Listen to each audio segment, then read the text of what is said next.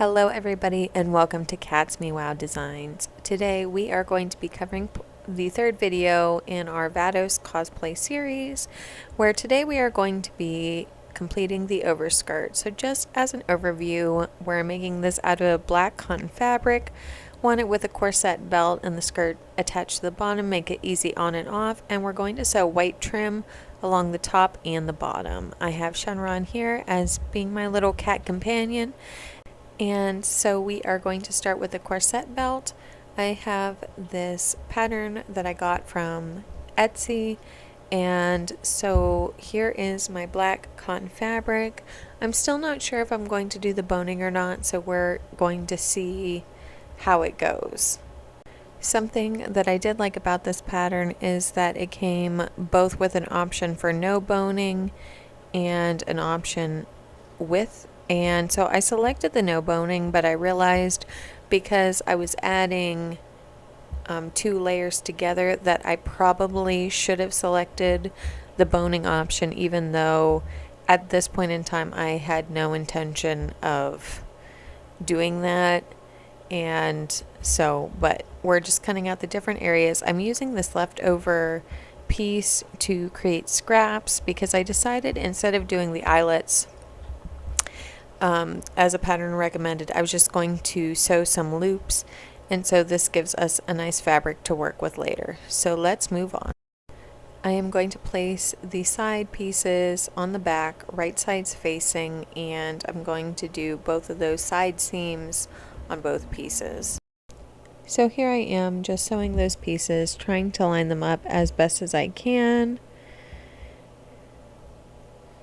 And I'm already pretty excited with how this turned out. So as I was taking a better look at the sample photos, I realized that there is also a white trim at the top. And so here I am just following the line for the belt and just making sure there is more than enough fabric. I'm going to cut the excess away later. But I want to make sure that I have at least 1 inch, and so now I'm just going to line it up and we'll head over to the sewing machine. So here I am, I'm getting everything set up. So right now I am sewing about 1 inch away from the edge, and I'm just following that line around. This will make it easier when I have to put the front and the back pieces together, and it will help it to be more uniform with the center tunic and the amount of edging that is around that. The hills and valleys in this did make it a little bit challenging, but in the end I figured it out. Once I sewed the first piece down, then I took and ironed it and pressed it, and now I'm just top stitching as close to that area as I can, trying to make sure that the white satin fabric lays flat. Again, you can use ribbon for this. It just so happened that I already had this white satin fabric that is very similar to the gold that I use, so just to make it all kind of mesh together and make sense, then I decided to just use this fabric as well.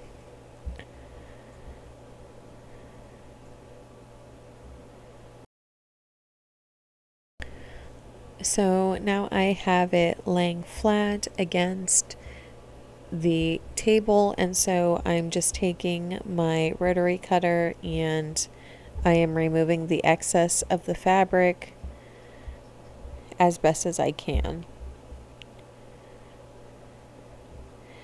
This part doesn't matter as much because it is going to be sandwiched with the lining.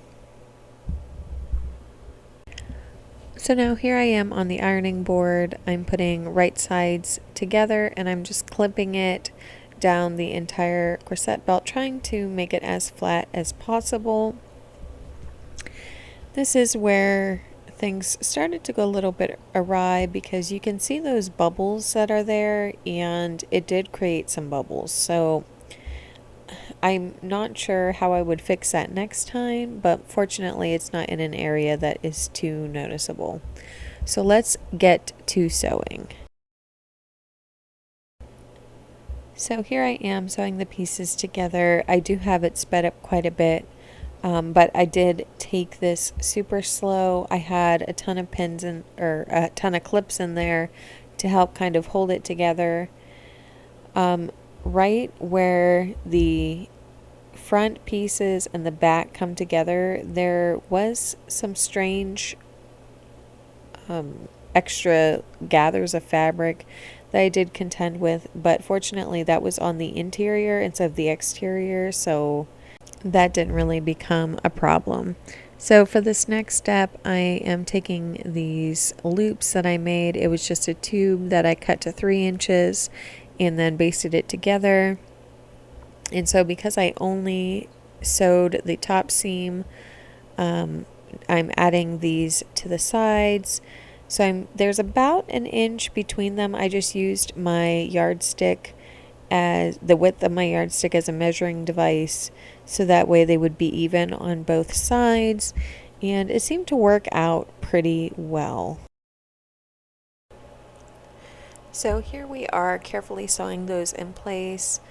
I did do a little back and forth over the loops because I knew there would be quite a bit of stress in those areas, and so once we're done with this part, we're actually done with this section of the corset belt.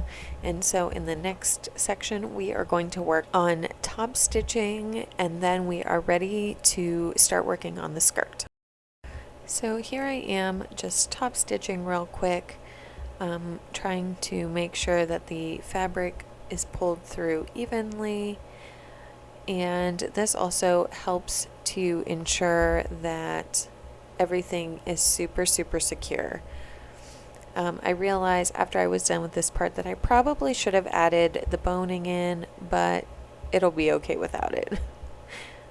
So for this part, I did play around with it a little bit and trying to figure out the right length and how wide it would need to be. And so I found out with the remaining fabric that I had, I could simply cut the length in half, and with a couple modifications, then I would have the perfect skirt length that would match with the center tunic from my last video. So now I'm just taking these pieces and putting them right sides together to create one extra wide sheet. And so let's head over to the sewing machine and do that part. So here I am just sewing this at about 5/8 inch seam allowance. And so now we are going to move on and do a basting stitch at the top of this piece of fabric, and I'm using a 5.0 stitch length, and I'm only going to do one basting stitch. We are going to do some gathering to match it to the corset belt, but we're going to leave a little bit of overhang for a double rolled hem on each side. This is a huge piece of fabric, but it works well with the petticoat and the circle skirt of the dress to create a nice shape. Apparently my camera did not record any of that, and so after I gathered it enough, then I sewed it and serged it to the bottom of the corset belt. And so now I'm working on the white outline pieces along the bottom of the skirt. And so I already did the sides in this video because it's the same as the previous video, but I figured I'd show you what I did for the bottom. So I started out by lining it up, folding over the edge so it's a nice clean edge. I worked 1 inch away from, or sewed 1 inch away from where I was sewing, and overlapped it about 1/2 inch. This strip is, I believe, 2.5 inches long because I wanted to make sure that I had enough room to fold the other side over. And so here I am just sewing down 1/2 inch away from the edge of the white ribbon and 1 inch away from the bottom of the black. And the black has already been hemmed and everything, so I don't have to worry about the threads getting loose on that section either. When that's done, just like before, I folded it down and then I did a top stitch so that way it would lay nicely, and then I folded the raw edges over to match the bottom hem, and then I just top stitched that in place. And really, this entire project, I broke it up over 2 days.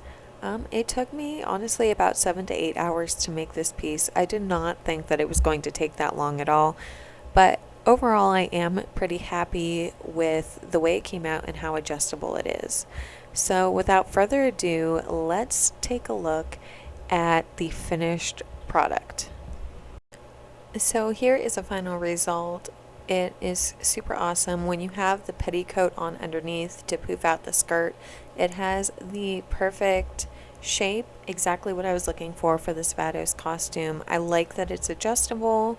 Should I have added boning in it in hindsight? Yeah, probably, but I think this will just make it more comfortable for the long convention day.